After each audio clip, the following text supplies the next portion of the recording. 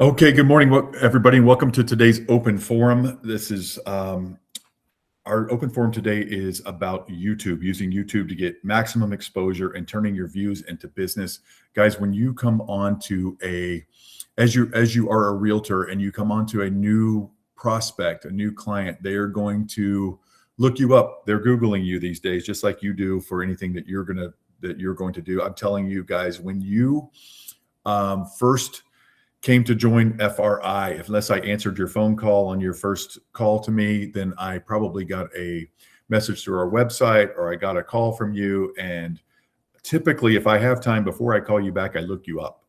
And a lot of you and a lot of people who are not joined us or not on this call did not have much of a footprint at all, if anything. And typically, if I look you up, I would put Tammy Pipkin Realtor, Orlando, or Tampa, or wherever you're from. I would put that into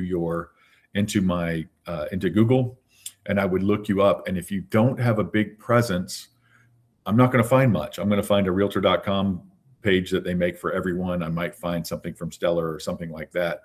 But typically, unless you have a YouTube presence or something like that, I'm not going to find much about you, and neither are your clients. Okay. And they probably don't have the wherewithal to put in Realtor Tampa, Realtor Orlando, Realtor Miami, wherever you're from. So you want to have a presence. You want to be there for your clients, and that's not even the main thing. The main thing is getting in front of them, getting maximum exposure. And so when they're going to move to, let's say they're going to move to Orlando, they're looking up neighborhoods, etc. You guys all know people who have moved in here from Illinois or Colorado or New York, and they have looked up Lake Nona, or they've looked up Lutz in Tampa, or they've looked up Brandon, or they've looked up Claremont, or they looked up whatever area. They are going to want to see that area. There's been some great ones, like with the downtown Winter Garden area, or the Oviedo marketplace, or wherever they are, different areas around town. They've looked those areas up, and there are realtors out there who have tours of those areas, or they have reviews of restaurants and local things to do there.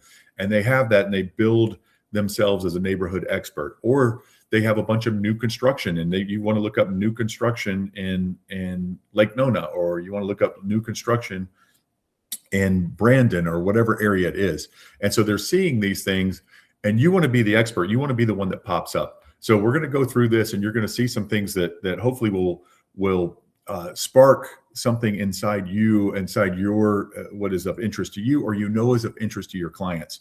And there's going to be keywords. There's going to be all kinds of things that you're going to want to include, the things that you know that people Google when they move to Orlando. And maybe they want to be close to Disney, or they want to be close to, in Tampa, they want to be close to the water. They want to be in Wesley Chapel, they want to be close to the lagoon, or they want to be whatever that area is that sparks their interest. And you want to be the expert in that. You want to be the one who pops up. And that's going to get you maximum exposure. And we're going to talk about that today, as well as how to turn those into business. So that is what today is about. I'm very excited about this. I'm a huge believer in this, that nowadays this is how you do business.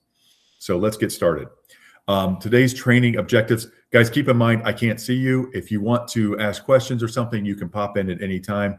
I can't see you raising your hands or anything like that. I only have one screen today. Like I said, I have some construction issues going on, so I only have one screen today. So let me know if you want to pop in with something. I can't see you raising your hand, so just pipe in. So what we're going to talk about today is building a simple YouTube system that saves time, creating content that attracts local buyers and sellers, using right tools to increase your reach, separate strategies for existing homes and new construction. That is something I really want to hit home with. You're going to do both, because you're not going to turn anyone away, but you need separate strategies for those things. And turning views into conversations, appointments, and business. That is, of course, the main goal. So YouTube works like I don't know if you guys know the most visited websites in the world, but YouTube is I meant to look this up. They're one, two, or three in the most visited websites in the world. Anytime you Google something, you hit videos, or you Google something, I don't care if it's a recipe, if it's this or that, they're going to show you one of your options is going to be YouTube for videos for it. So it's way up there. It works like a local search and trust platform. Video helps prospects hear your voice and understand how you think. This is great. And they don't have to see your face. I know you guys have a big issue with people seeing your face, or you don't always look your best or whatever. A lot of people have that. Not me. Obviously, I am delusionally confident in my face. But one strong video can keep producing views after it is posted. And we're going to talk about that. Once making one strong video and breaking it down and making a bunch of other videos for it. Long form videos can be repurposed into short. That's exactly what I was saying. Into shorts and social clips. The goal is not just views. The goal is local business. Paint yourself as the expert. Get yourself out there. Of course, views do that, but and views create more views. This thing kind of feeds upon itself. Once you get views, then YouTube thinks you're really popular, and the more they think you're popular, the more they're going to show it to more people. Okay, so we're going to turn a weekly cadence into workflow, and what we do is one long form video each week, about 6 to 10 minutes. I've talked to you guys about this before. New construction is so easy. So great. Nobody's there to gatekeep you or stop you. They want you to boost their community, just like Rudy was just doing. Rudy would love for you to come and make Rudy just did 6 minutes on his community, even though I gave him 3. But I pick on Rudy. He's great. But Rudy could go on all day about it. And that's what you guys need to do. You don't have to be, Rudy is confident in the way he looks. Rudy's confident in the way he speaks. Rudy is great. He's confident in the product. That's wonderful. But Rudy could have made that a video, right? Or something similar to that, a video, and he could pull a bunch of clips from that video, right? Rudy could have talked about the community there and how close they are to everything. That could have been a video.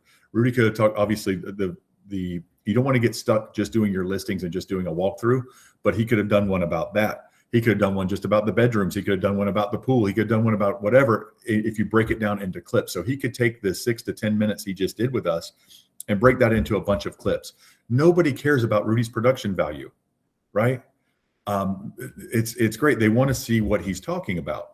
And so it was great to have Rudy on here because I wanted you guys to see somebody doing something about a listing of theirs. And Rudy wants you to share his listing. You guys could go down there to Rudy's thing. You don't think Rudy would love to have you guys come down there and share this and share this and share this. So that's what he wants to do. 1 to 2 community posts each week. And a community post is where you go out to an event or you go out to just to eat at a restaurant, right? There's agave bandito is new in your neighborhood and you want people to see that. And, oh, look at these quesadillas. I mean, just something like that, right? There's a fire pit outside where you can sit and enjoy all kinds of stuff. So I get excited about this stuff. This is such easy stuff for you guys to do. And you don't have to, you can just show it and talk over it. You don't have to even do it while you're doing it. Rudy was talking you through this as we were going along. Rudy was running up and down the stairs and trying to get to everything. And so he's short of breath and he's trying to explain everything to you, but he could just use that video and speak over it.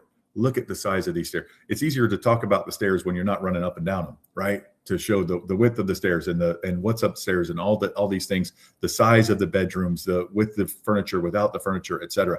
He can do these and he can cut the film, and you don't have to be an expert in this at all. So you're going to do, you're going to batch record content. That means create it in batches, right? You're going to do a bunch of them. You're going to use one. So you're not out there every day making videos. You can make videos for the week. Use one topic each week. Cut clips from the long form. So Rudy can do a long form. Oh, you guys just popped up over here. I think I'm going to be able to see you. You can do a long form and then use a topic each week. Cut clips from that and schedule content in advance. Okay, now I can see you guys a little bit. I can see Tammy's face. This is great. All right. Can you guys see this well enough? It should be pretty big on your screen. Make it bigger if you can't. 60% educational search content. So this is just a recommended best content mix. Okay. Educational search content. Answer common buyer and seller questions people are already searching for, right? That's what we kind of talked about earlier. Local authority content, neighborhoods, cost of living, market updates, schools, commute, lifestyle. Like when I asked Rudy where in the world that was, how far is it from this? How far is it that? That's what people want to know, right? I want to live in Lake Nona, but I can't afford $800,000. Okay. Tammy works a lot in Lake Nona, I know. And I always pick on Tammy because I can see her face, which I love. I'd love to see all of your faces. But Tammy works in Lake Nona. She does a lot of, Tammy, nod your head if I'm right, $600,000, $700,000, $800,000, $900,000 homes. That's a lot of what's in Lake Nona, right? Some more, hopefully, and maybe a few less when they get lucky. But Typically that's what she's selling there, but I can't afford to live in Lake Nona, right? So I'm going to live as close as I can. I want a 20-minute commute to work. Well, Rudy's got a thing. It's in the 300s. They're paying your HOA for the first year. They've got this, they've got that, right? People live where they can afford to live, and that's a reasonable commute. So, people are going to ask, that's what people want to know. Listing tours and specific property videos, that's what they want you to limit that somewhat. That is that's what we think of when we think of YouTube. We think of walk me through the house, right? We think of, oh, look how pretty this house is. Look how great my listing is. And we see a lot of those, and that's fine. 15% of your stuff, don't make it everything, make it some things. Anybody can do a walkthrough of a home. Not that you shouldn't do these. You definitely should do these. Anybody can do that, because a lot of what you should do about these is because that's what your seller wants to see. Sorry, I just clicked my mouse. That's what your seller wants to see, is those things, right? Uh-oh. Okay. Sorry. Doesn't affect you guys. I just lost it. Okay. Because I can't see the thing on the right here. Okay. Most of the channel should educate and build trust first. Guys, we're creating, people do business with people that they like and people they trust, right? You want them to like you and trust you. I don't care what you think your face looks like or your voice sounds like. That's you. They're going to like you and trust you. Rudy just apologized for his accent. His accent's great, right? That's Rudy. His enthusiasm comes through in his voice, his accent, it just adds to it. That's perfectly fine. And he's certainly understandable. If you want to do if you have an accent and you think like you're self-conscious about it, put the things that put the captions on there, right? With captions, you're perfect. You can put the captions in both languages. You can do whatever you want. All right. Buyer search topics. This is great. So this is the best YouTube content for existing homes. So I broke it down by existing and new homes. For existing homes, what does 500,000 buy in my market? You guys are going to move to Colorado Springs. What does $500,000 buy you in Colorado Springs? Tammy, what can you buy for 500,000 in Colorado Springs? You have no idea, right? Neither does your buyer who's from Colorado Springs about Orlando or Lake Nona or different parts of Orlando, right? So they have no idea, because 500,000 and Windermere is going to buy you different than 500,000 in Oviedo and Claremont and in Kissimmee, etc. That was a beautiful place he was showing. And if I'm from Colorado Springs, I keep using this thing. If I'm from Colorado Springs, I have no idea what that would cost. If he showed me that and didn't tell me the price, I would have no idea what that would cost. I don't know if that's a $800,000 place or you don't get finishes like that for less than 300,000 anywhere, I don't think, right? So there you go. You have no idea. So tell me, what is 500,000? What does 550 buy me? What does 450 buy me? What is 500? If I tell you that's my budget, I want to know what that buys me. So just do that. What does 500K buy you? And then do what a series that is, right? What does 600K buy me? What does 800K buy me? What does $1.2 million buy me? What does 200,000 buy me? I want to know all of those things. I don't want to know them all, but if different people want to know all of them based on what their budget is. But make them for everybody. Anything you want to sell. If you don't want to sell $200,000 homes, then don't make that one. But if you want to sell $500,000 homes, $700,000 homes, etc., make it this 500 one. Show them what 450, 475, 500, 525, and 550 buys them, and kind of give them a feel for that, right? Show them what 600. You're going to do something all over all the price ranges, and people, make videos of other people's listings or all the FRI listings that you want to use. You have permission to do that. So go into these homes and make videos of these things. And you can do that with both new construction and existing homes. Best neighborhoods by lifestyle, commute, or budget. Guys, there is absolutely no lack of content. If you can't think of something, ask AI. What is good content for? I'm trying to sell. I want to sell $500,000 to $900,000 homes. And I'm going to stick with Lake Nona since we're there and we're using Tammy, for example, in Lake Nona. Okay. What can I use for content for my videos? And it'll give you stuff, guys. This is become so easy. It is competitive, but it is so easy to outdo your opponents, your competition. Okay. And they are your opponents on this. Cost of living, schools, local lifestyle, close to parks, close to this, close to that. People want to buy it. They're buying a lifestyle, right? And that all includes their commute, and it includes their 500K budget or whatever their budget is. Okay, seller education. So you're going to make these for listings as well, for people who want to list as well. Seller education, how to price in a balanced market. And I'm going to show you in a little bit, we're going to talk about hooks. How do you hook somebody in the first 10 seconds of your video, right? And a great way to do that is common mistakes sellers make. Oh, what I'm thinking about selling my house. I better watch this 45-second video because it's going to tell me common mistakes that sellers make. Why showings are not turning into offers. Repairs, staging, and pre-listing preparation. We're going to talk about one of the hooks is what are 3 mistakes we make when we're making repair. 3 repairs you need to make before you sell your home. Those kind of things, right? They want to know one of the most common questions you get when you're listing a home is what should I do? Should I fix this before I sell it? What should I fix before I sell it, and what should I not? And I think that people want to fix too many things they want to spend. You can spend 15 grand and only get 5 back with these repairs, right? It's a ridiculous thing to ask, but the difference between should I put a pool in or should I buy a house with a pool? Well, sellers, it's really ridiculous. Should I pull the pool in before I sell it? All the other houses in my neighborhood have pools. Absolutely not. Are you insane? You're going to spend $100,000 and get 30 back, right? But they don't know that. So, or not everybody knows that. Some people know that, but not everybody knows that. And some people still have the mindset because last time they put a pool in, it was 30 grand, right? When I started in this business, putting a pool in was 25 grand and it was probably brought 15 back. Now it's, I don't know, you can't get a decent pool for 80 to 100 grand and it brings back 30 to 35, right? Typically. So, but sellers need to know these things. Kitchen remodels, bathroom remodels, those kind of things pay off a lot closer, right? And they help sell the house. But are they really worth it? Or should you do an allowance for that? You can do an allowance to look, I know my bathrooms are dated. We're going to take 5 grand off we'll give you an allowance of $5,000 or $10,000, whatever it is. It's not going to cover everything, but it's going to help. Okay.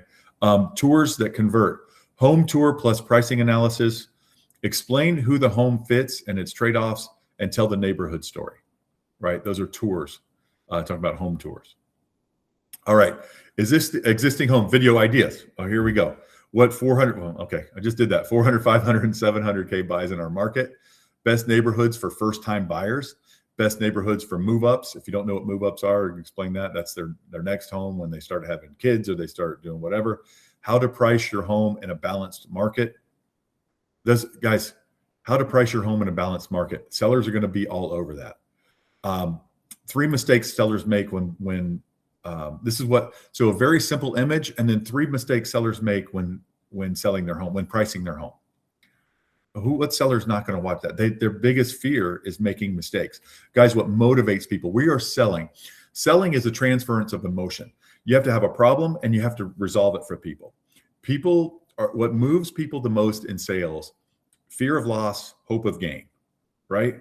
Those are things. Remember those things when you're selling. And I've had lots of sales training. So fear of loss, hope of gain. That is what motivates people to move. Okay. That's what motivates people to buy or sell or anything else. Fear of loss, hope of gain. Fear of loss is what is the number one. It's bigger than hope of gain. And fear of loss is 3 mistakes sellers make when pricing their home. What do sellers hate? Sellers hate leaving money on the table, right? The best thing you can do, the best thing I feel like I do when I list a home for someone, when that appraisal comes in right on the money, that's when I know I did everything right. And the buyer's agent, you hope that when you're the buyer's agent, don't you hope the appraisal comes back 15 grand high, 20 grand high, 30 grand high, right? And then the listing agent, do not tell my seller this thing came in 20 grand below appraisal, right? That would kill my seller. That will kill me with my seller because unless they absolutely know it, right? So, and they're just dying to sell it or whatever, that's fine because I accomplished their goal. But I want this thing to come in right on the money. And if a buyer's agent sends me an email that says, appraisal came back right on the money, I'm forwarding that to my seller. I don't care if the buyer's agent info is on there, the buyer's info. I don't care at this point. We're already close to the finish line. I want my seller to see it came in right on the money. We got every penny we could out of this. I might even, when I forward it to my seller, I'm going to put looks like we got every penny we could out of this, right? That's the kind of thing you want to do. Sorry, I digress. But the sellers don't want to leave money on the table. So what hooks them is 3 mistakes sellers make when pricing their property, right? And then you start talking about that. And that builds trust, it builds you as an expert, etc. Why your home is getting showings but no offers. We all know the answer to this. We've talked about this a million times on here. It's getting showings and no offers is because it's not showing well. And maybe it is time to make some of those things or start offering concessions toward them. Let's do a $2,500 flooring concession because your carpet is trash. That's what people come in here and they're grossed out, right? But if they see we'll put a sign on the refrigerator that says $2,500. I don't like the flooring. We're offering a $2,500 flooring. We're offering $1,500 or $2,000 or $2,500 towards new appliances. If they've got mismatched, they've got a white refrigerator, a black stove, and a stainless steel dishwasher. We're offering $1,500, $2,500 towards whatever, right? You guys know when they need something like that. But be creative with that kind of stuff and say, here you go. Oh, here's the three repairs that matter before you list, right? And some homes, obviously, they won't need them. But that kind of thing, everybody thinks, maybe I should make a repair before I sell. 3 repairs that matter before you list is a great hook, right? What this home gets right and wrong. Home tour plus analysis, what this home gets right and wrong. Now, I will warn you, I'm not crazy about that one because we have had an agent get in trouble with the board for criticizing someone's home on a video. But that agent is highly successful. They do very, very well. It's one of our best producing agents. And she got her wrist slapped by the board, but you know what? It's not going to happen very often. At least she's out showing those listings. Most people won't mind that because what's right and wrong with the home is usually pretty obvious. But she did get an agent who complained, mostly because that agent doesn't do nearly as well as our agent. Area comparison: neighborhood A versus neighborhood B. Again, you don't trash neighborhoods, but you talk about what's great for this neighborhood is great for blah blah blah. This neighborhood is more great for blah, blah, blah. Be careful with lifestyle. Be careful with saying it's great for young families or whatever, because you don't want to be seen as, you don't want to be steering or anything like that they could get you for. But you can say neighborhood A is great. The schools here are great. It's so close to pickleball courts and this and that, whatever it is. And neighborhood B is great because it's close to walking trails. It's close to the highway. It's close to this, that, whatever, right? So those are the kind of things that you want to do. Best YouTube content for new construction. So we're getting into new construction now. Community content, new communities by price point. Obviously, you want to buy a new home for $500,000 in a gated community. Well, these are the areas you can do that. You can do that, and I'm going to use the Orlando area, Greater Orlando. You can do that in Horizon West now. You can do that in Claremont now. You can do that in Groveland. You can do that in Chiliota. You can do that in Geneva. You can do that, whatever areas you can do that. Sanford, whatever areas you can do that. That's what you're going to want to do because you're not getting a 4-bedroom under $500K in Lake Nona or Windermere or Oviedo, right? So you want to do different areas for different things. Amenities, HOA, schools, and commute. That's what people are interested in. Community content for that. You want to spend $800,000 on a new home. Here's the areas you can do it, and here's what is great about this area. Here's what's great for that area. Builder comparison videos. These are the finishes that DR Horton is doing in Lake Nona and this off Narcoossee Road and blah blah blah. Right? These are the finishes you're getting, like Rudy just did. Showed you the finishes. He showed you the size of the rooms, of this and that, the things that some people definitely care about, and you're going to share that. And you can say DR Horton's secondary bedrooms in this community are bigger than KB Homes is over here, or Lennar is here, or Pulte is there, right? So you're going to do all that stuff. Builder incentives, rate buy downs, closing costs, upgrades. Like Rudy just shared, this community, this first time I've ever heard of this, and it's a great incentive. We're going to pay your HOA for the first year, right? We're going to take care of that for you. We're going to take that off of you for the first year. Builder incentives, rate buy downs. What do you get if you use their lender? What do you get if you do this, right? Lot premiums, design center choices. I've been telling you guys this for years, to go to these new construction places, go take pictures of these lots, go show, look, this one backs up to a conservation area. Like Rudy just shared, he had a conservation area on the other side of the pool and all that stuff. They could never build there. Do that kind of stuff, right? Lot premiums, because it backs up to that, backs up to a retention pond, backs up to an actual pond, backs up to a lake, whatever it does. Design center choices. A lot of these things are going to be builder incentives. We'll give you $10,000 toward your design center. Rudy was thrown in a washer and dryer. Rudy was thrown in all kinds of stuff, right? Timeline from contract to closing. A lot of people are concerned about when they can actually move into it. When the money comes. Rudy shared there's only a $99 deposit due right now if you want to reserve a unit. That's fantastic, right? For your buyers, representation angle. Why buyers still need their own agent. You don't want to say that. I don't know how you want to do that, but you even share testimonials, and we haven't even talked about testimonials. Share your testimonials. Tammy took me to the design center. Tammy got me $15,000 design center credit that I wouldn't have gotten on my own. That kind of thing as well. Builder contracts versus resale contracts. I don't want to get too much into the weeds if I'm doing a YouTube on this. I don't want to get too much into the weeds on this. I don't want to freak people out. I am not crazy about this one, but you can, to build that's a representation angle. Say, I can help you through the builder contracts.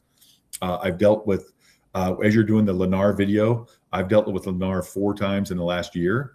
I've got these contracts. They use a 54-page contract.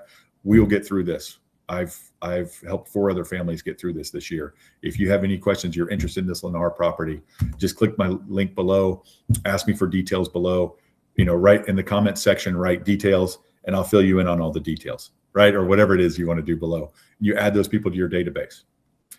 Questions to ask before signing. That is always great. Before you sign with any builder, here's some questions you need to ask. That can be your lead into your video, right?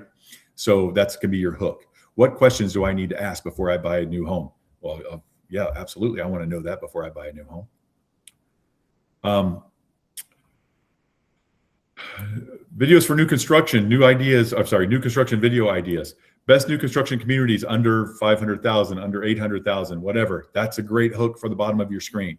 Which builders are offering the strongest incentives right now? That's what I want to know. Thank you. I want to know who's going to help me with my down payment, who's going to help me with this, who's going to help me with that, right? Model tour home plus upgrade advice. Wonderful. What do you need to know before you go under contract? What buyers should know before visiting a builder? That's a wonderful thing to do, and make sure you get represented on that, right? What lot premiums really mean. These people don't know any of this stuff, right? And sometimes lot premium doesn't mean much, as we know. It's a corner lot, it's an extra 30 grand. I don't know if that's worth it, right? Depends on the community. If it's in a $900,000 home, then it's probably worth it. If it's a $300,000 home, it's not. What happens after you go to contract on a new build? I have no idea. Your clients have no idea, right? When I say I have no idea, I mean your client has no idea what happens after I go into contract. What do I do next? Why builder contracts are different from resale contracts? That's a great lead in for a video. Guys, there is absolutely no shortage of these things. Do you still need a realtor for new construction? Great idea. Because I probably don't think that I do, but I do. I know you guys are going to save me money. I do need that. All right. Tools that help agents get more exposure. So now we're going back down into the agent stuff. YouTube Studio this is part of all this. So what's coming on from here on, the rest of this stuff you can AI, whatever, but what's coming on from here on is all stuff I want. This is why I sent you this presentation. So you'll have it. And you don't have to ask me for it after. I send it ahead of time. So you'll have it and you can reference it when you need to. For some of the names of these things. YouTube Studio for posting, analytics, and optimization.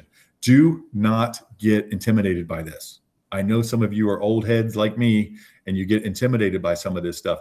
Do not get intimidated. You don't need all of these. You need some of these. Your video does not have to be ready for Hollywood. It can just be a video. It is actually charming to see Tammy being herself. Tammy is her clients. Tammy is, and Tammy, I hope you enjoy this because I've used you for an example for many people. Tammy is everybody's favorite aunt, or she's everybody's favorite for her younger clients, the next generation, her daughters. She has a daughter she's got to be in her 30s now, probably, right, Tammy? I'll be around 30 somewhere. She's got clients that are her daughter's age, obviously, probably some of her daughter's friends and stuff. She's got that. She's everybody's favorite aunt. She's also everybody's best friend that's her age. Somebody that's my age. She's a friend, right? She's a realtor. Tammy is, you can look at Tammy and she looks like a realtor. And I mean that in a great way. And she has the personality of a realtor and she has the patience of of Job, and she impresses me with all of the things that she does. But she's great at that stuff. She needs to be herself. She doesn't need to be a Hollywood video maker. She's perfectly fine being herself. And even just her voice and occasional, if she's not happy with her face that day, that's fine. Do the voiceover, do whatever, and show the video. That is fine. Descript, CapCut, similar tools for editing and captions. TubeBuddy, or I don't even know how to pronounce some of these things. It's fine. You'll figure them out when you use them. You don't need all of them. You just need a couple of them, or one of them sometimes. Google Drive or cloud folders for organizing content. You guys should be able to organize that and save them somewhere. But Google Drive is very simple. It's, if you have Gmail, you can use it. Simple equipment: smartphone, tripod, lapel mic, and good lighting. That is cheap and easy to do. You already have most of it. Better systems matter more than expensive gear. There you go. This is not expensive at all, guys. You can do this stuff. You can do it with just your cell phone. You really can. You don't need the stabilizer and all that kind of stuff. That stuff's great if you have it for walking through and stuff. But even Rudy's walkthrough he just did, it didn't make you, it wasn't like the, what was that movie, Blair Witch Project or anything where everything's all shaky and makes you sick. It was perfectly fine. All right, here we go. How to get people to watch them. Titles, thumbnails, and hooks. How do you get people to actually watch your video? Titles should lead with a question or problem. Guys, sales is about, it's not about creating problems. It's about recognizing problems that people have. Anytime you buy something, it's because you have a problem. My screen case broke from my phone. So now this is a problem for me because I'm going to drop this everywhere and break the screen some more. My screen case broke. The case broke. I need a new screen case. I'm going to resolve that problem right after this video because I'm going after this training because I'm going to get on Amazon and buy a new case for that phone. I have a problem. I need it to be solved. That is what drives people to buy things. We all have a problem. I'm hungry. I'm also going to buy lunch after this. I'm going to figure that out, right? So people have problems. We solve them. Use local phrases with people that people actually search for. Where should I buy in Orlando? What's the best place to buy under 500,000 in Orlando? They're going to ask ChatGPT. They're going to ask whatever they're using. They're going to Google it. Thumbnails should be simple and readable on a phone. That's obvious. Check out your own videos on your phone. Most people are using phone. I would say if I were selling phone cases, for example, I would say that 95% of my clients are looking, my buyers are looking on the phone. But if I'm selling homes, I would say 50% are looking on phones because most people sit down to buy a home. They're going to sit, this is an important purchase. They're going to sit down at a computer and look. They're not, you know, I don't know where I draw that line myself, but there's a certain amount of money or importance of a thing. I'll buy a phone case on my phone.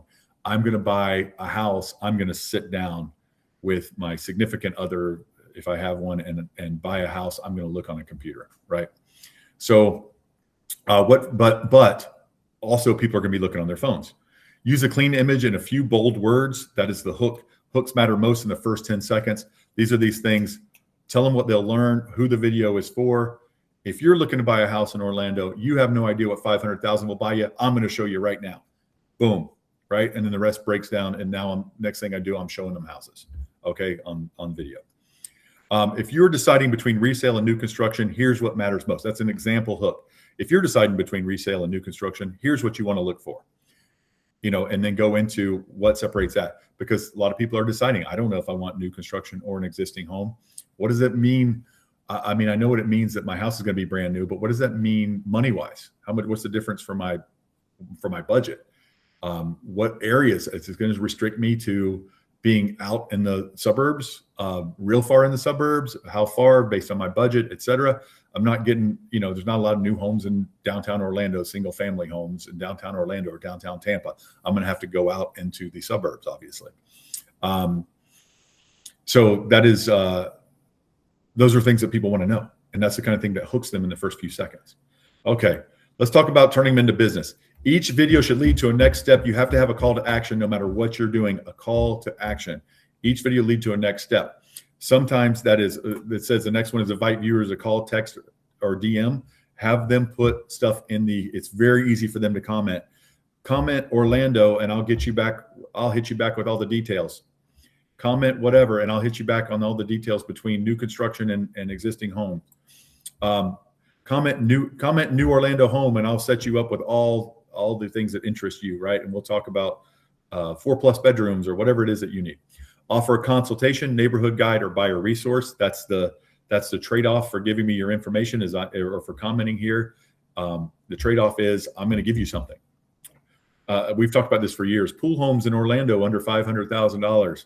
Comment below and I'll send you a list, right? You're offering them something. Use the description box and pin comment for contact information. So you have, I don't know if you guys know this, when you make a video, you have a pinned comment you can put at the top. You guys have done this before. If you're looking at a recipe video, they're going to pin the recipe on the comments at the top of the comments typically, or they're going to make you click their website to go to their website and get you that way because you need the recipe. They'll show you all the neat stuff they're pouring in, the milk and the cream and the eggs and the this and the that, right? But they don't show you how much until you go to the pinned comment below. So that's going to keep you watching the video till the end. And you guys, I don't know if you've ever noticed this, but for algorithm reasons, so they pop up on more people, they give you a hook to stay to the end. At the end of the video, I'm going to give you the recipe for this, blah, blah, blah, blah, blah, right? At the end of the video, I'm going to show you what repairs are done for this, right? So you get people to stay till the end. When people watch your video all the way to the end, it makes you go up higher on everybody's algorithm, just so you know that. Okay, mention your call to action clearly in the video. Comment below to get this list of homes, right? Track which videos start real conversations and measure business outcomes, not just vanity metrics. So you're not just doing views. Yeah, I could do one where I just do recipes. I'm a realtor and I'm just doing recipes and I get lots of views, but I'm not selling any houses, right?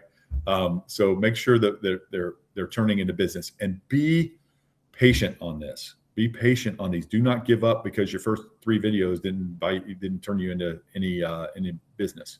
You're going to keep it up. It is consistency that works.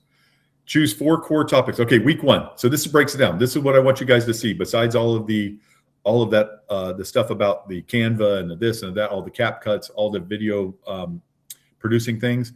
This is what I want you to do too. 30-day action plan. Week 1, choose 4 core topics and record 1 long form video.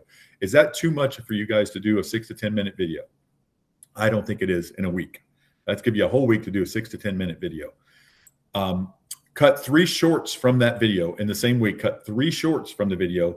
You're going to have the entire video on your YouTube, and then you're going to cut 3 shorts, things that you like from that video where you actually showed things, you actually answered questions, etc.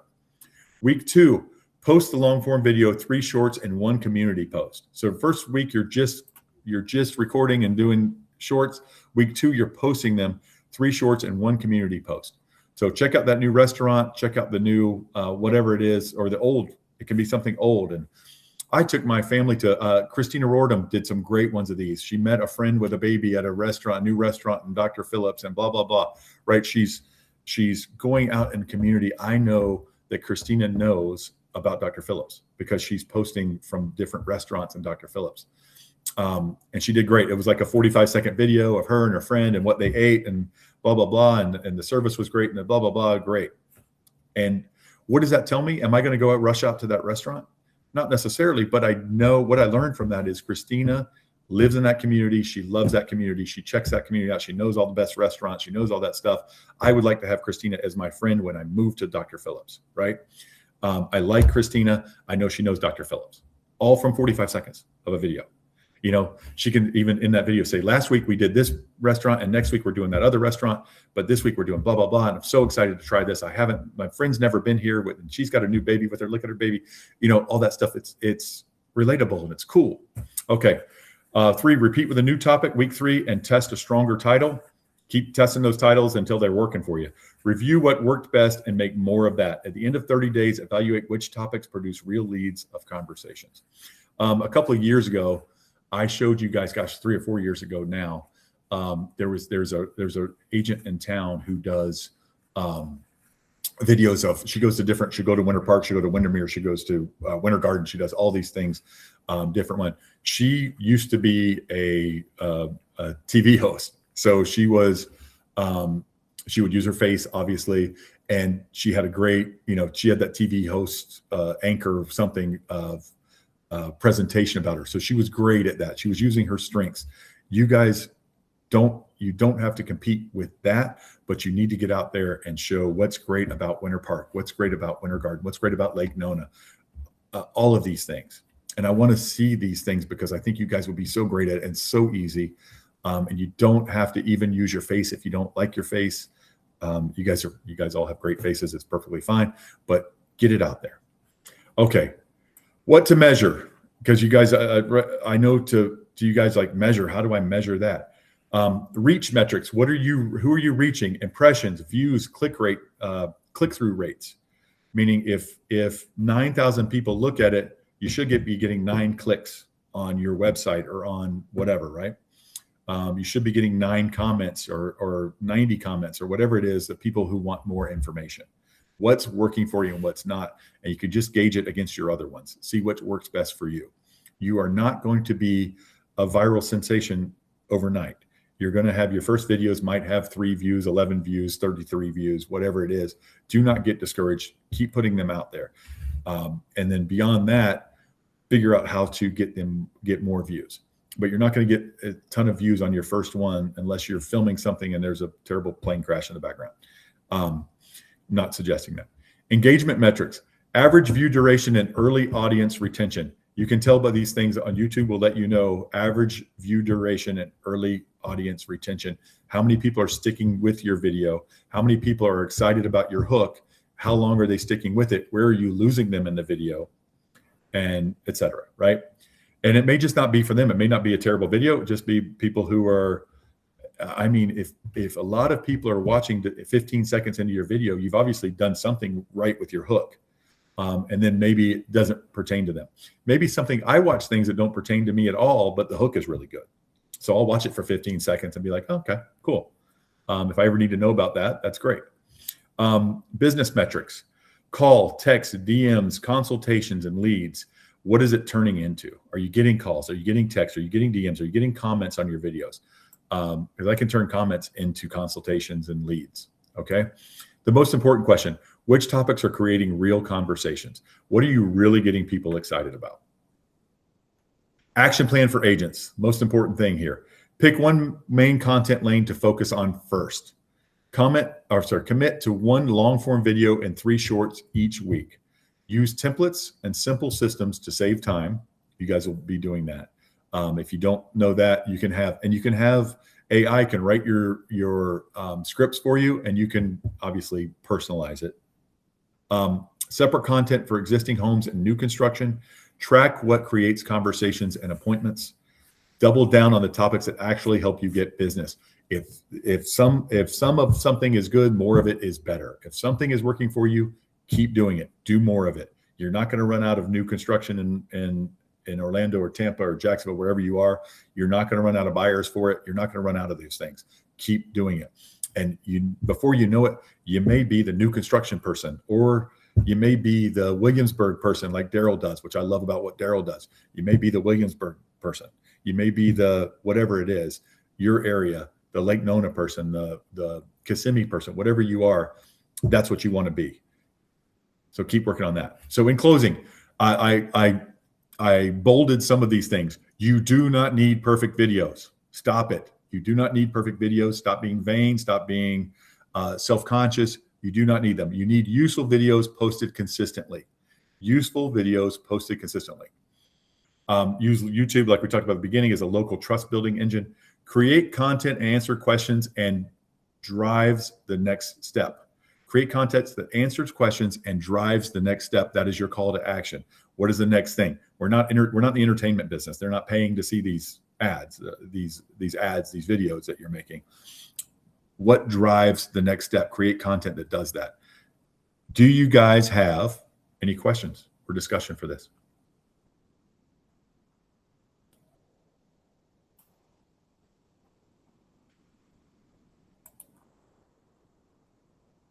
I hope you guys heard that.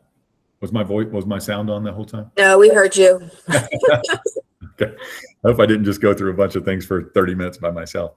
So what do you guys think? Is that something you guys can do? Or am I wasting my time? Or both? Is that something you guys can do? Tammy, do you think you can do it? I don't know. My 10-year-old grandson does these cute little videos and does CapCut and all of this. So, it does seem a little, I just have to get in there and figure it out. But probably, yeah. If you have a 13 to 18, 19-year-old freeloader in your house, put them to work on this stuff.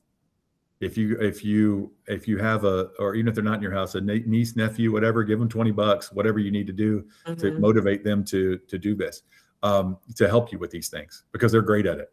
Yeah, they're out there just TikToking away. You can use TikTok. You can use all these things for your shorts. Make shorts out of your long video. Use TikTok and do all that stuff. Yes, Gigi, they're freeloading roommates. They are. And put them to work. Yeah, if you want to eat tonight, use CapCut on this video for me. They're all doing it. They're stitching into other people's videos. They're doing whatever. They'll do it for themselves. They'll do it for you. And it's not that hard. I'm kidding. We can all do this ourselves. It's not that hard. If you can sell real estate, you can do this. And if you can do this, you will sell real estate. I'm telling you guys, this works. Absolutely works. Somebody shares. And if you're funny, use that. If you're whatever, I saw one yesterday, somebody shared with me. It was this agent in the Atlanta area. He had a gun on his hip. He was open carrying because that's what he does, I guess. I don't know. But he was open carrying and he was showing a house. And it was not very professional at all. And he has a big following and he does great. But people look at, he didn't even talk about, the funny part was he didn't even talk about the gun in his belt. It wasn't even in a holster, really. It was kind of in his belt. He didn't even talk about it. He just showed the house. And the gun was just there. I don't know if some people might even notice it. But he does great. And it's do your thing, whatever your thing is, and get out there. Not everybody's going to love you. Some people might see that guy with a gun and be like, I would never work with that crazy guy, right? But other people think it's funny, and they'll watch his videos and they'll be like, and he was serious about the house. He was showing the house, and the house was great. But he wasn't trying to be funny. Nothing he said was funny. He wasn't like, you need a gun in this neighborhood or anything like that. And it was, maybe he was wearing it for a reason, but it wasn't terrible. The house was nice. So I don't know. Do your thing, whatever is you. And Tammy, I know you do it like everybody's favorite aunt or everybody's best friend. And that's, you are. Tammy and I would have very different styles if I were out there gunning for business. Tammy and I would have very different styles, right? I couldn't get away with the things she can get away with about, we've talked about this many times on here. Everybody has their own style. Tammy's very sweet. Tammy's everybody's best friend. I can't go and say, oh my gosh, the drapes in this house are so adorable, right? That's not my personality. That's definitely not my look. So we have different sales styles. And mine would have to be more of the expert, the dad you take with you to the car dealership to help you get the best deal, right? Even though Tammy can get you the same deal I can get you, and she's a great expert because she's been doing this a long time. She knows her stuff, but she doesn't show all that at the beginning. And I might love their drapes and I might love their new hairstyle and might love their adorable little chihuahua, but I wouldn't even say that if I did, because that's not my personality. I would come off fake, right? I would come off as this guy's kissing my butt. So that wouldn't be my style regardless. What questions do you guys have about this? I know this is a lot to take in, but guys, this is the business nowadays. This is what's working. I love that you guys still do the Chamber of Commerce, and you still do you need your name tags, you need your magnets on your car, you need all this stuff. You'll pick up a deal a year from those things, right? But you're going to piece together 10 deals, 15 deals, 20 deals, 40 deals, whatever it is you're trying to build to. You need everything, right? You don't just do YouTube and forget to do everything else and just walk around in shorts and a t-shirt and flip-flops all the time and think you're going to do great. And you might, but from your YouTube. But you pick up more deals by dressing nicely, by making yourself. I really do I love her blouse, that she's going to get compliments on that. It's getting out of you're right, Wendy. It's getting out of the comfort zone. You don't grow unless you get out of your comfort zone, right? And Rhonda, thank you. You're welcome for all the information. But guys, I don't just want to give you information. That's not selling. I'm trying to sell you guys on selling yourselves. So I'm trying to move you emotionally to sell yourselves. You guys think about your lifestyle, think about your goals, think about the things that you want to do, the things that you want to be, things you want for your family. Step out of your lifestyle. timid salespeople have skinny kids. You're not going to be successful unless you step out of your comfort zone. You guys don't like asking for business. Nobody does. People get used to it, and so they seem comfortable doing it. Nobody likes to ask for business or beg for business or anything else. But when you present yourself as an expert, you're not begging. You're not asking. You're just out there doing this. You guys don't like, these things are going to reach your sphere of influence, by the way. If that embarrasses you, that your friend is going to see you out there, I can't believe Tammy's out there trying to sell real estate. Well, of course she does. That's right. They like Tammy. Tammy has a nice life. Tammy's successful, you guys. Tammy has a nice lifestyle that she gets from selling real estate. And her friends, no, there's nothing wrong with it. Who's going to judge you for being out there making videos and selling real estate? Who is judging? People don't have time to judge you. They're worried about themselves. Think about how much you worry about your own image and not so much about other people's images, right? You're not out there judging other people's images. I have a friend who's a car salesman on my Facebook, and he's putting on there, we got this new 2025 Ford Expedition in today, blah, blah, blah. It's only 32,000, whatever it is, right? And he's doing that on his Facebook. You know what I think about him? I think he's a hustler. He's doing great. I don't know what you guys think, but I think that. He's not bothering me to sell it. He's not calling me and saying, do you want to buy this Expedition? He's putting it out there for everybody. So he's reaching everybody. So just think about that, you guys. Obviously, we have no questions about that. Do you have questions about anything else? Yes, Gigi, you have to, guys, you can know everything, but if you don't get off your butt and do it, it doesn't matter. It doesn't matter what I tell you. And, so that's the challenge I have with my job sometimes is I tell you guys these things and I don't sometimes see you guys doing them. But I love when I do. It makes it worthwhile for me when I do. That's what gives me job satisfaction is when I see you guys doing it and I see sales coming in. And this month, we're going to have another good month. I love to see that. I love to see that. And that is all of you as a whole. I don't know individually, I do know who's doing what individually, but I don't see that as it's coming in. I see it at the end of the month when I do my report, but I don't see it as it's coming in, but I'm happy for all of you guys because you guys are selling real estate. Tammy. Refresh my memory. I have not done a backup offer in a really long time, and I'm going to do a backup offer. So do I write the contract up for the price that we're going to offer and then just do the backup offer addendum, which is backup offer addendum just means, but when you get notified that you're on, that's when all your time periods start. But would that mean that they're going to accept my offer for the price, or would you kind of negotiate like we're just a placeholder? Because I don't know that they're going to accept our price. Well, or by them signing it, they're saying they're accepting our price? Correct. So they would sign the actual contract. The contract's a real thing, but with the addendum, it just means spam. Pardon? The contract is the real thing. It's a real contract. The addendum just means this doesn't count until the other one falls through, until I've been notified the other one falls through. So if I have a contract, let's say for $500,000 and you give me a backup for 520, I'm kind of hoping my 500 falls through, right? If you give me one for 480, I probably won't take it. I just got 500. I'll probably get 500 again, right? So if it's acceptable, they'll take it. If it's not, they won't. But it doesn't kick in. Nothing kicks in until this one does it. So what that addendum, and I off the top of my head, I don't remember it exactly, but yeah. But it's similar to the short sale addendum, which says time periods don't start until I get notified. And because you can't really figure out a closing date. You can't figure out. Just put 45 days from whatever. 45 days from whatever. So, but no, you don't do. Well, you can. Yeah, you can do a closing date on that. You can't do one on the short sale addendum. It's ridiculous. Right. But you can do one on that because there's a date on there that they have to let you know by. So okay. if my backup contract runs out on what's today, the 22nd, it runs out on May 5th, right? When their inspection period's over or whatever it is, their financing period's over, whatever they have. So you give them till May 5th, and that can be negotiated. But let's say so if I send them a contract, their current offer has the people on their current offer has to sell their house or get a contract within 15 days. Okay. So it could fall through. Right. So like your inspection time, all of this is so hard to no. So what I would do is I say, so 15 days from today will be May 7th. Okay. Yeah. Let's say they just signed this today. And then just do 10 days out for an inspection period. The addendum's going to say, you have to let me know by May 7th. and my closing date is going to be 45 days from May 7th. I'm going to assume I'm going under contract on May 7th. Now they may let me know on May 2nd, right? The buyer may do an inspection and cancel, right? It could happen any day.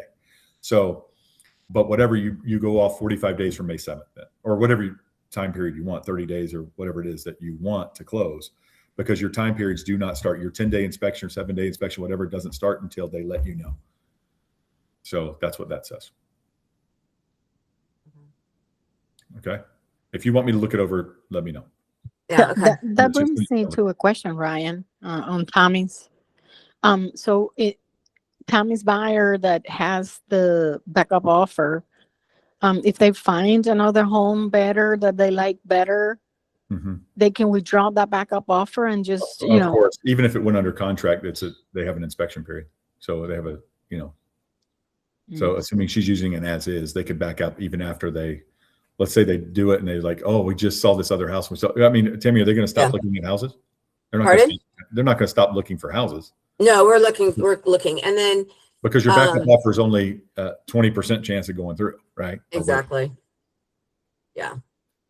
So of course you're going to keep looking. So that yes, Malvis, that's a great question. It happens all the time. Like, sorry, we're withdrawing our backup offer. And Tammy will just let them know if they find another house, they get under contract, they'll say, we're withdrawing our backup offer. And you can absolutely withdraw it, especially before it kicks in. And even if it did kick in, let's say they said, oh, we'll let you know, let's say they contact, she has it through May 7th and they let her know on the 3rd, and the client just found a house on the 2nd. They're hoping to get that contract and blah, blah, blah. She can still withdraw it even if she's the main one, because she has an as is and she has an inspection period for 7 days, 5 days, 10 days, whatever it is, that they can back out for any reason. And that includes that we found a house already. Okay. And then on the addendum, well, not just the addendum, but on the contract itself, would Tammy also check off the box on the as-is contract that sets backup offer in addition to the term, to the addendum? Well, you're backing that up. You're checking that box for the addendum. Yeah. That just means an addendum is attached. This contract is not good without that. So you guys make sure you're checking the boxes on the page before the signature page, because that means that accompanies the offer. That's important, that anything you check on there has to accompany the offer.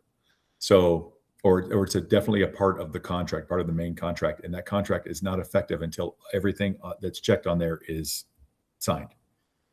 So if it says HOA, it says backup offer, it says whatever, then that one has to accompany it, or be, let's say it says, if you put an appraisal contingency or whatever, but let's say it says something that that the seller hasn't done yet, we're providing it, we have to provide it. If it's something the seller has to provide, like a property disclosure or this or that, or HOA addendum, it should be provided by the seller. And if they didn't have it as an attachment on the MLS, or it's an off-market property or whatever, that contract is not valid until I have my HOA addendum, if I check it on there. All right. But it needs to be checked. So don't send the backup offer thing without the backup thing checked. All right. Any other questions? So Tammy, send me that when you send that, send the offer and the backup addendum, and I'll look at it. I'm sure you'll do fine, but I'll look at it. All right. Any other questions?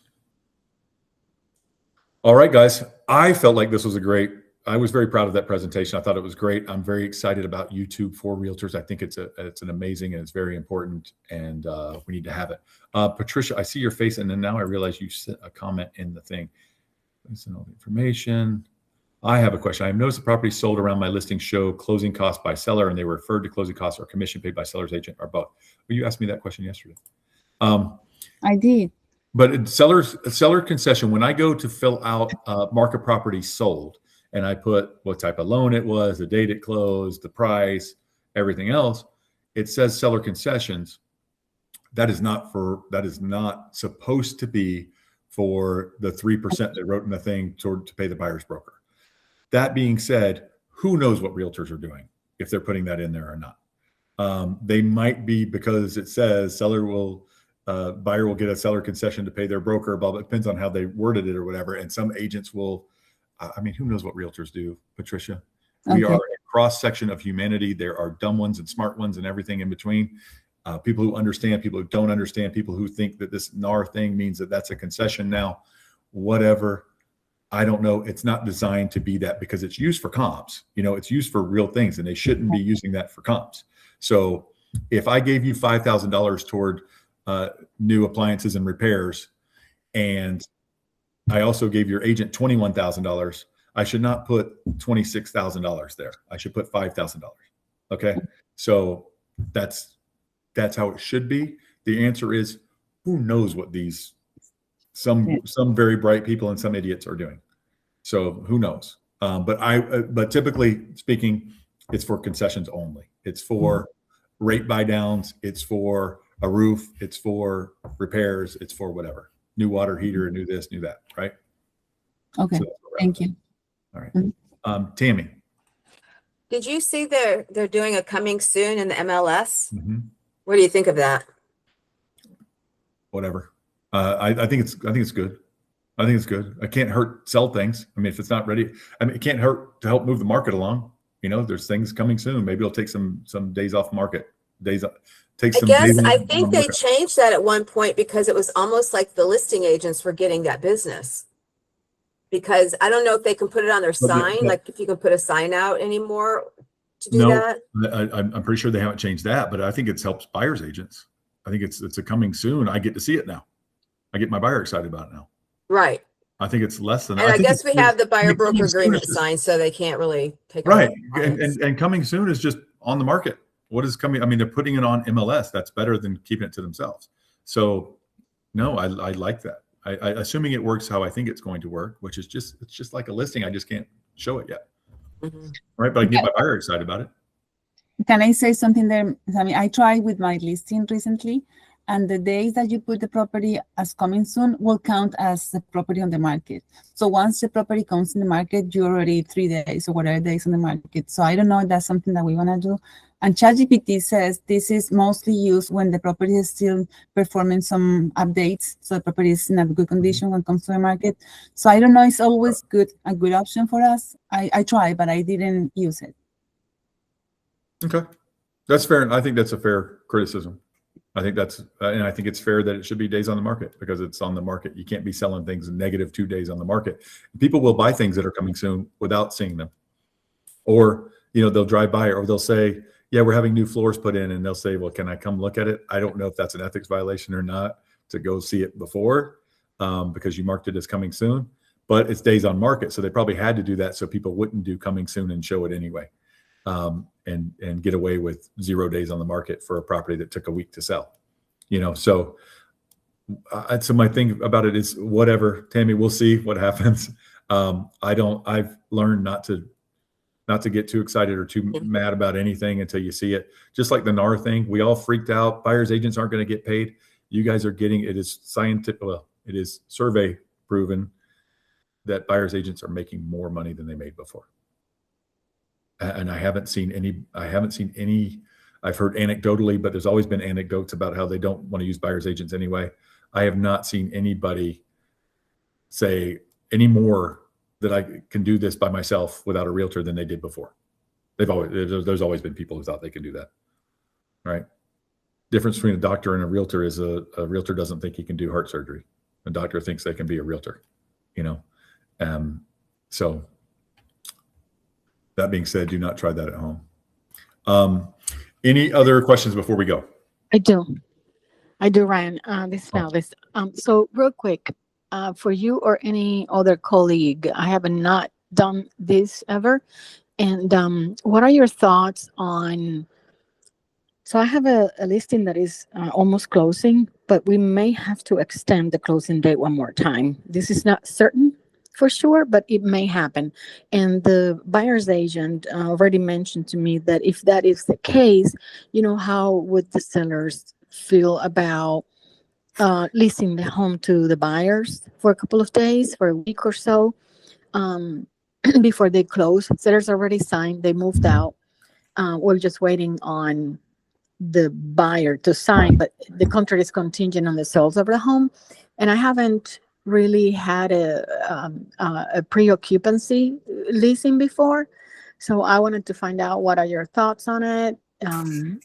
The buyer's agent did mention that he has an attorney that drafts the lease, and it's simple and things like that in case that we need to go that route. But I'm not sure yet. I can tell you this. I can answer this. It's an absolutely terrible idea. But if a lawyer signs off on it and it's financially lucrative enough, I guess, and they really want to do it, then they can. But I definitely want a lawyer to draw up something, because you got to worry about what if I move in there and I'm moving my piano in and I break my neck, or break my leg, or I do whatever, right? Or I jump in, I dive into the shallow end of the pool, or whatever it is that I do, or just a slip and fall, whatever it could be. Yeah, honestly, I honestly, personally, I don't feel comfortable with it. Because I really don't. I never, and it's not because I haven't done it. It's because I don't feel comfortable, because it's technically not their house yet. Right. No, it's not their house, but people rent houses to people. So as long as a lawyer is there to draw up the, where you're not going to claim on our insurance, you're waiving all this and that, whatever a lawyer writes. Again, there's no lawyers in here, but you need a lawyer to do that. Obviously, it can be done. It's done all the time. Right. Okay. So, I mean, it's not much different than, I mean, if I rent you my house, I still have some liability, but there's a rental contract that alleviates some of that, right? So you're going to want to do that through a lawyer, but it's a terrible idea. It's rarely worth it for a week or two, but if they want to do it, they can do it. Okay, thank you. So when that's usually done is when it's a buyer's market or seller's market, and you need to sell the property, so you negotiate something like that. Like back when it was a buyer's market, remember, sellers would stay longer because they were worried about finding a place to live, right? So you would negotiate that for your sellers to, post-closing occupancy. Yeah, they're moving out of state. That's why they're moving out of pre-closing occupancy is crazier. Right? Because the deal might fall through. At least post-closing, the deal's not going to fall through. The buyer's already bought the house. In this case, the deal falls through. How do I get the buyers out of my house? Buyers can squat there for a while. I've got to evict them now. So I really don't like this for the sellers. Get a hotel. Thank you. I mean, it's harsh, but obviously it hasn't been it wasn't negotiated beforehand. So sometimes no is the right answer. Need to be the downer. Any other questions? Yes, Ryan, I have one. I have somebody who's is from New York. They signed a buyer's broker agreement with somebody that they don't want to deal with now. And they sent me the agreement yesterday, and it says till February 2027, I think. So they have signed, whoever did the buyer's agreement, the broker, she made them sign for a year. And the areas it says is Winter Park, Oviedo, but they are looking for a vacation home in Davenport. She was asking me if she can send them a form. The client of mine was saying, I want to send a form to her that we are not working with you anymore. Is there something we can do like this to get out a buyer's broker agreement? Yes. Okay. Yeah. They can cancel it. They're not married to her. They can Okay. So how do they do that? Just what you just said. No, so we have a form. You are not involved in this whatsoever. Make sure you have no fingerprints on this at all. You are not involved on it. Just tell her to read her paperwork. It says she can cancel. But anything she's seen with them, or if she buys with them or buys. No, she's not even seen one house. The person never approached her, but just made her sign this. They had found her on the internet. No, but my fingerprint, I understand, shouldn't be. She's asking me, what can I do to cancel? I just told you, and I did a training on this recently, and what the form says, and I remember what the form says. If she were to cancel them and then go buy a house somewhere with no representation, she would still owe them for the length of that term, right? If she buys anything before next February without representation, she still owes them. But if she signs in good faith an agreement with you, then they are done.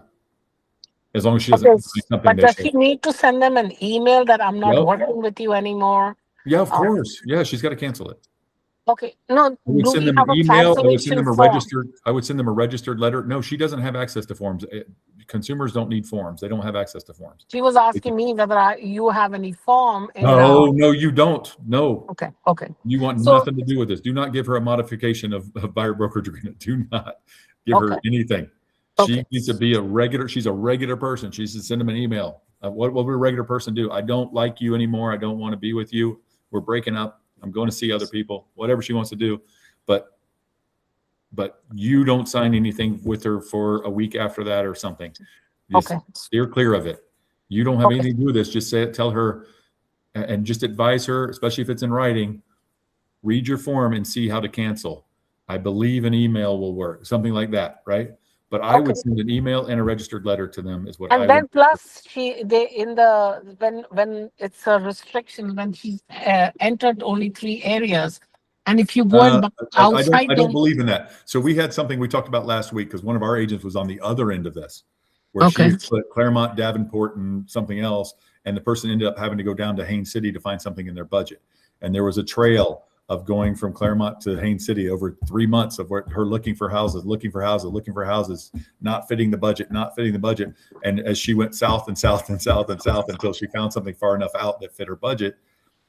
And our agent only had 3 cities on there. That's why I tell you guys, put Central Florida, put whatever, put something broad. Because the other agent, we ended up splitting commission on it because the other agent argued fairly well. This is an hour from where you said. And when let's say they buy something in Kissimmee when they originally had put whatever you said, Winter Park and Oviedo or whatever. Oviedo, yeah. You're in Kissimmee, which depending on the time of day, can be an hour and a half away, but it's still Greater Orlando. And I don't think that's good enough. I think if she had a trail of them saying, you know what, I really can't afford Winter Park in Oviedo, I want to buy something. Even if it's a completely different type of house or whatever, she needs to cancel that agreement. Okay. So what is suffice? She just sends an email. That's it, right? Mm-hmm. Okay. That suffices. Yeah. If someone sends you an email, says they don't want to work with you anymore, guess what? They're off the hook. Unless they buy something you showed them. And with these buyer brokerage agreements, even if they don't buy something you showed them, if they buy something within that time period, and this girl got a whole year, which is crazy. If they buy something within that time period and they haven't signed a BBA with someone else, they still owe her, even if they canceled her. Because some people will do this, and that's a good thing, because some people will sign a buyer brokerage agreement with you. You'll show them 20 houses. They'll find something on their own. They'll cancel you and go buy something else. Right? Okay. So now if if she sees a house with me in Davenport, a vacation home that she's looking at, the other person yet becomes a part of the commission because of the year's buyer's broker agreement that she has. No, not if she signs a new buyer brokerage agreement with you in good faith, then she does not. That's what the form says. If she signs a buyer's brokerage agreement with another agent in good faith, then she belongs to the new agent. So I should get that signed from her. For sure. Well, you should Okay. anyway. So I'll get that signed and I'll tell her to, no, She really wants to needs get to out of this cancel- other She person. needs But to cancel first. didn't you say she should wait a week before she signs it? I said that, but that's not necessarily true. I just don't want you to look like you stole her from somebody. So Does she need to send a letter from an attorney saying that you're not into they don't want to work with you anymore, or she can send her own email? no, guys, no. You guys, consumers are always going to get the benefit of the doubt from a judge or anybody else if it ever goes anywhere, if she ever tries to claim anything on them. Okay. All she has to do is she doesn't need an attorney to get out of a buyer brokerage agreement. Guys, some of you guys are terrible. Like we talked about earlier with Patricia, some agents are terrible. Some are great. Some are terrible. They're just a cross section of humanity, just like anything else. Yeah. Just like attorneys and everybody else. And she has, some people get clients and they neglect them. They're terrible agents, right? And the client should have their ability to get out of it. And in this case, not necessarily that lady was terrible. She just wants to work with you now, whatever it was. Maybe she is terrible. She certainly tricked her into signing a year, not tricked her, but she got her to sign a year thing, which she had no intention of keeping. Or she has personality issues. They just don't. Yeah. And some people are crazy. Yeah, some people are crazy. Some people on this call probably are crazy. But I've been accused of it myself. So, and you get more than one. I always tell you guys this, you got 9 people in a typical deal, a couple buyers, couple sellers, title agent, a couple of a lender, a couple of agents. You get more than one crazy person in a deal. One crazy person's fine. You get more than one in a deal, there's going to be problems. even if they're on the same side. So Okay, so I'm going to tell her today, send her an email that, you don't want to be working with you and all that. Let her send one email and I'll get the buyer's broker agreement signed from her, right? right, and your timing on getting Starting that today's signed, date. your Yeah. timing getting that signed is right before you show her the unit. You don't need it signed today if she's not coming to town for a week. Okay, one more question. Yeah. Now, the signature was done just by the husband, but it's husband and wife both. Doesn't matter. Doesn't matter. You can't. So I can't get out of the buyer brokerage agreement because my wife signed it or my daughter. If I'm looking for my daughter and we're only going to put the daughter's name on the house, but I signed the agreement to work with that agent, but I'm looking for houses for my daughter and my daughter ends up buying a house, that we're all still connected. It's very clear about that. Okay. So I'll tell her to send an email and I'll sign a new buyer's broker agreement with her, right? There's some, yes. And you guys, I encourage you to look through the buyer's brokerage agreement, read it line by line. You will learn I guarantee you'll learn it. I've done it with you guys 10 times on these trainings, but you'll learn something every time. I learn something every time when I do it, including things like that. Like it even says on there something about anyone connected to this person, like this consumer, let's say Ryan Langley, and anyone connected to him. So I can't have my son go buy a house that I was looking for him with his agent, and he go buy it and say, "Oh, I don't owe you anything." Because I suggested, I didn't know any better, so I suggested. I said, since the husband is signed, I told the wife, "Can you get it under just your name?" She says, "Yes, I'll even do that if you want her off the hook." That's why I want to see your face at all of our trainings, Sunina, because we talk about this stuff, and you can't do it. I know, but I do residential maybe 15%, and most of it. I know. All right. So anyway, sorry I didn't attend the classes. Yep. But so I'll tell her to send the email, sign a new buyer's broker agreement, right? Yep. That's enough. Okay. Yep. Thank you That's all so you much. do. All right, Thank you. Patricia. Yeah, before you go, I placed my question on the chat. Does anyone know attorney specialized on HOA matters that can defend a community, not the HOA, because they have all the law on their side, but anyone that you know that can defend or how to defend a community from mismanagement? Against the thing. I know one, but they do like construction defect more than that. I don't know. But put that in the FRI. Barry Miller is very good. Yeah, he's a real estate attorney. He probably would be. Yeah, he's probably got people there that would do that. Barry Miller is the I've name. used him 2-3 times. He's a bull. He's a bull. He'll do it. Yeah, and he's got a big staff there that somebody there will specialize in that. Yeah, but his name's Barry Miller. definitely.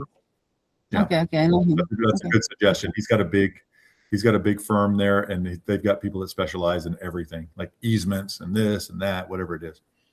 Okay, awesome. Thank you. All right. Jeanette's typing something in there. She was, but all right. Any other questions or comments? Somebody liked it. All right, guys. Ryan, I'm going to leave. Okay, goodbye. Well, I'm going to leave soon too. Andrew Doyle is another one, apparently. All right, guys. Thank you very much. Oh, Ann has a question. Yes.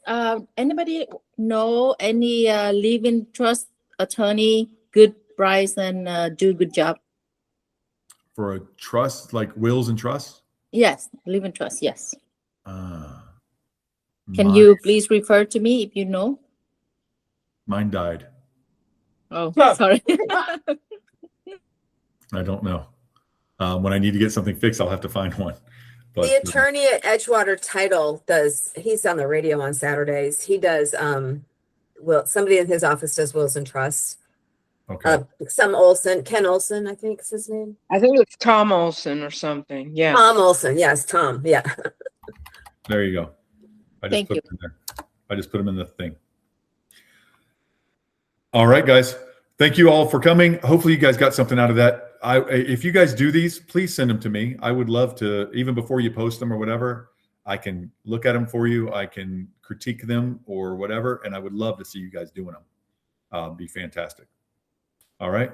I will talk to you guys soon. Thank you for coming. Hopefully we all did great today and learned something and we'll put it into practice. Bye, guys. Thank you.